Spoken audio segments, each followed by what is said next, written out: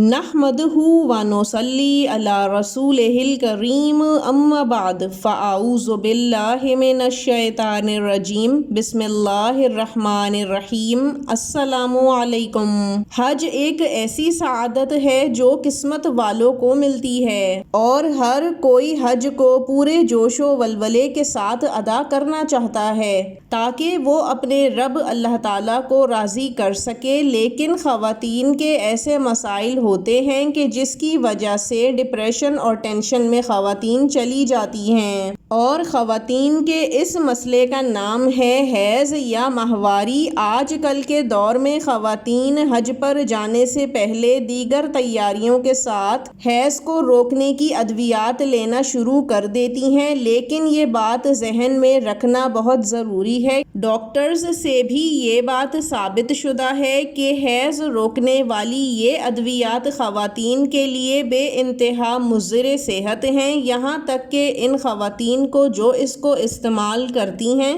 ان کو کینسر بھی ہو سکتا ہے، کیونکہ خواتین کو شرعی مسائل سے اتنی آگاہی نہیں ہوتی تو وہ اتنا سنگین کام انجام دے لیتی ہیں، جبکہ اسلام نام ہی آسانی کا ہے اور اللہ تعالیٰ نے عورتوں کو حیض میں بہت سارے معاملات میں چھوٹ دے رکھی ہے، کیونکہ حیض آنا ایک قدرتی عمل ہے جو عورت کے جسم کی بناوٹ کے ساتھ ہے۔ آج ہم آپ کو بتائیں گے کہ حج کے سفر شروع ہونے سے پہلے یا دوران میں اگر عورت کو حیض آ جاتا ہے تو وہ کس طرح سے اپنا حج مکمل کر سکتی ہے، کون سے ایسے ارکان ہیں جو حیض میں کیے جا سکتے ہیں اور کون سے ایسے ہیں جو حیض میں نہیں کیے جا سکتے۔ اب اگر کوئی ایسی عورت ہے جس کو حیض پہلے ہی جاری ہو گیا ہو اور اس کو حج کے لیے نکلنا ہے یعنی نیت کرنی ہے، تو ایسی صورت میں حائضہ عورت نیت کر سکتی ہے۔ اللہ تعالیٰ سے نیت کر لے کہ اے اللہ، میں نیت کرتی ہوں تیرے لیے حج، اس حج کو قبول فرما اور آسانیاں پیدا فرما دے،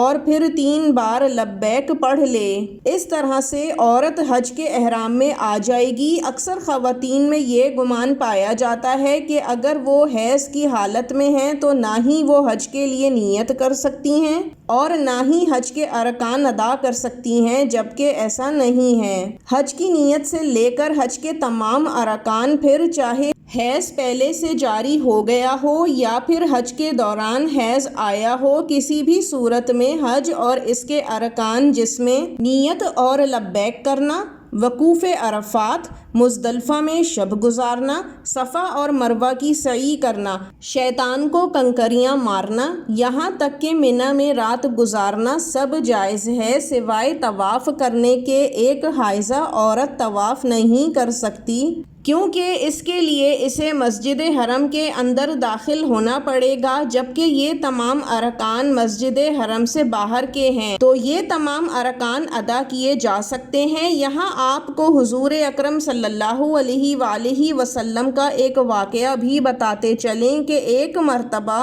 حضرت عائشہ صدیقہ رضی اللہ تعالیٰ عنہ رو رہی تھیں تو آپ صلی اللہ علیہ وآلہ وسلم نے دریافت کیا کہ عائشہ کیوں رو رہی ہو؟ تو آپ نے فرمایا کہ اے رسول خدا صلی اللہ علیہ وآلہ وسلم، مجھے آپ کے ساتھ حج کرنے کا موقع ملا تھا لیکن مجھے حیض آ گیا، تو آپ صلی اللہ علیہ وآلہ وسلم نے فرمایا کہ تم باقی سارے ارکان کر لو لیکن طواف نہ کرو۔ اور جب حضرت عائشہ صدیقہ رضی اللہ تعالیٰ عنہ فارغ ہوئیں تو انہوں نے فرمایا کہ میں اب کیا کروں؟ تو حضور اکرم صلی اللہ علیہ وآلہ وسلم نے انہیں ایک مقام بتایا، وہاں جاؤ اور وہاں غسل لے کر دوبارہ احرام میں آ جاؤ اور پھر جا کر طواف کر لو۔ آج اس مقام کو مسجد عائشہ کہتے ہیں، لیکن پچھلے دور میں لوگ حج پر قافلوں کی صورت میں جایا کرتے تھے تو اس لیے تھوڑے دن اور رکنا ممکن ہوا کرتا تھا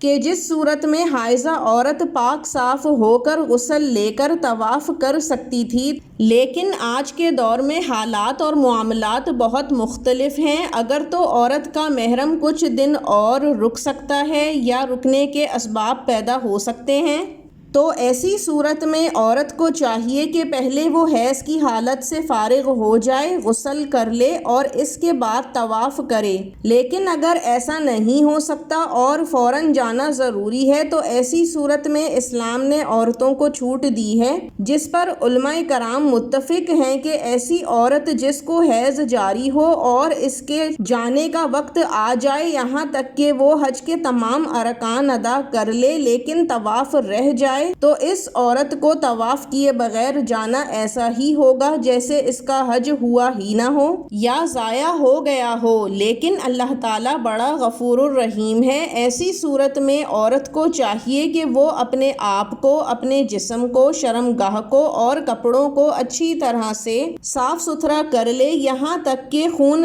گرنے یا کپڑوں پر لگنے کا بھی گمان نہ ہو۔ اس کے بعد وہ طواف کر لے اور اس کے بعد اللہ تعالیٰ سے معافی مانگ لے، استغفار کر لے۔ سامعین گرامی، اللہ تعالیٰ نے حضرت آدم علیہ السلام کی بیٹیوں کے لیے حیض کا ایک ایسا نظام بنایا ہے جو قدرتی ہے، جس پر عورت کی کوئی دسترس نہیں ہے۔ بیجا چھیڑ چھاڑ کرنا، ادویات لینا عورت کی اپنی صحت کے لیے شدید نقصان دہ ہوتا ہے۔ اللہ تعالیٰ نے عورت کو نماز سے لے کر حج کے تمام معاملات میں چھوٹ دی ہے، لیکن دین کی کمی کی وجہ سے لوگوں کو ان تمام معاملات اور آسانیوں کا پتہ ہی نہیں ہوتا۔ اللہ تعالیٰ ہر ایک کو بہتر طریقے سے دین سمجھنے کی توفیق عطا فرمائے، آمین۔ اب ہمیں اجازت دیجیے، وآخر الدعوانا ان الحمد للہ رب العالمین۔ اللہ حافظ۔